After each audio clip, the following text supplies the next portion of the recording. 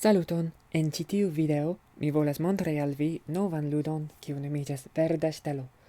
Do ĝi estas ludo en retpaĝo, kie oni povas ludi kun amikoj tra la interreto, kaj ĝi estas tuta Esperanta ludo. Do la retpaĝo troviĝas ĉe gemelo.org, kaj kiam vi iras al ĉi tiu paĝo, ĝi unue petas al vi vian nomon. Do mi entypas mian nomon, kaj jen mi estas en la ludo, do ĝi montras la tabulon, kaj en la tabulo vi povas vidi ke estas 6 skatoloj, la blankaj skatoloj, kaj unu el tiuj skatoloj estas mia. Do mia nomo estas skribita sur la supra skatolo, kaj nun ni atendas aliajn ludantojn. Do se iu ajn vizitas la paĝon, antaŭ ol la ludo komenciĝas, tiu ludanto ankaŭ estas en la ludo. Do por montri al vi, mi povas aldoni falsan ludanton per alia komputilo. Bone, do li aperas en la suba skatolo, kaj li nomiĝas aliulo. Do la ludo estas vorta ludo, kaj la celo de la ludo estas krei vortojn per anagramoj. Kaj kiam oni kreas vorton, oni metas la vorton en sian skatolon. Do pro tio ni havas niajn proprajn skatolojn.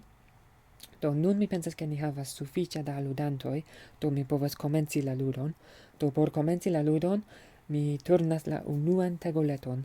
Por turni tegoleton, oni puŝas la butonon turnu, kaj estas tie ĉe la subo de la paĝo, aŭ fakte estas klavo por fari tion pli rapide, do la klavo estas la speceto. Do mi povas puŝi la speceton, kaj la unua litero aperas.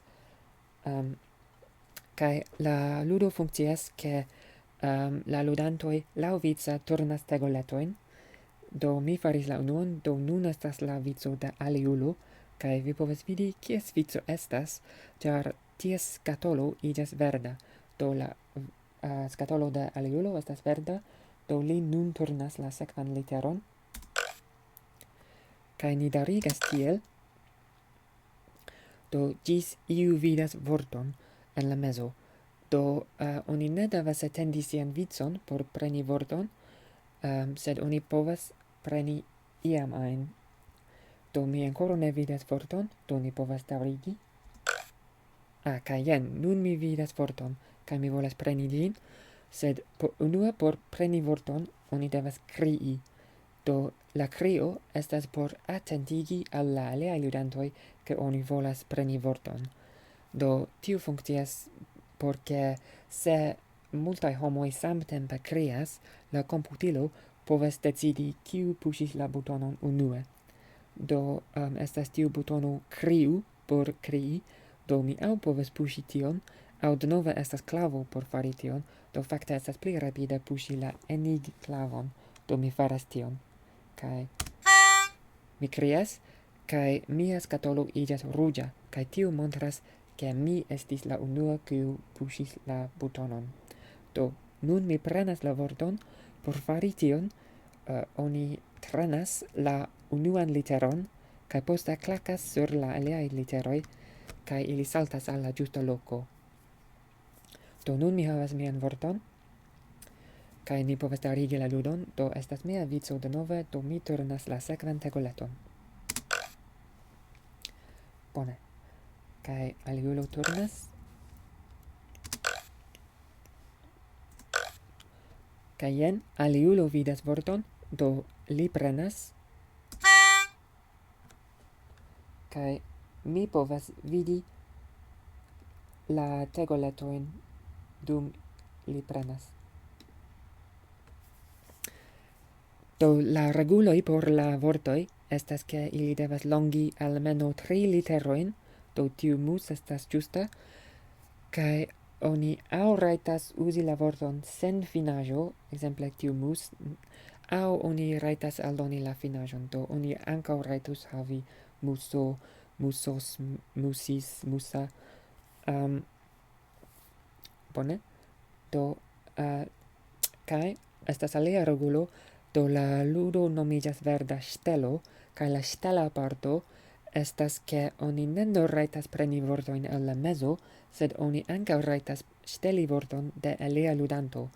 Sed por fari tion, oni devas aldoni unu literon el la mezo kaj ŝanĝi la vorton per anagramo al alia vorto. Kaj ŝanĝo de la vorto signifas ŝanĝi la radikon.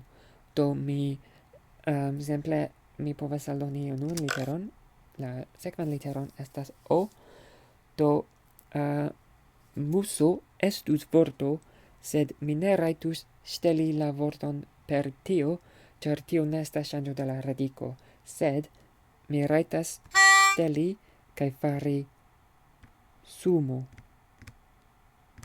Kaj tio estas nova radiko, do mi nun havas du vortojn, kaj aliulo havas neniun. Do, oni povas ŝteli vortojn de aliaj ludantoj, sed ankaŭ oni povas ŝteli proprajn vortojn. Do ekzemple nun mi vidas, ke mi povas plilongigi mian propran vorton, se mi ŝtelas alian literon.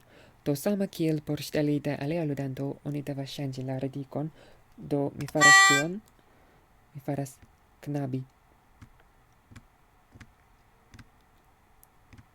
Do tio estas iom stranga vorto, sed ĝi estas akceptebla. Do estas tuj mesaĝilo en la subo de la paĝo por se oni volas disputi ĉu tio estas vorto.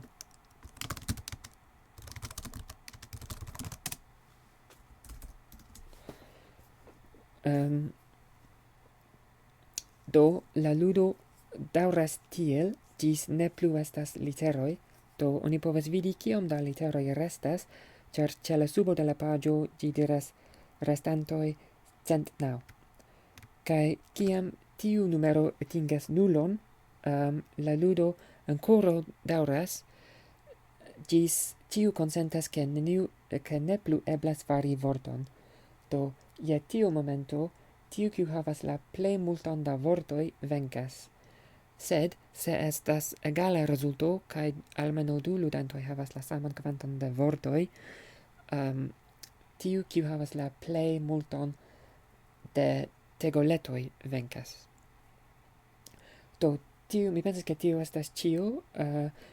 Se vi ne komprenis aŭ mi fuŝe klarigis, estas la reguloj estas listita en tiu paĝo. Mi klakis sur helpo kaj jen ĝi. Do jen ĉio. Mi esperas ke vi ĝuos kaj mi espere vidos vin iam en la retpaĝo.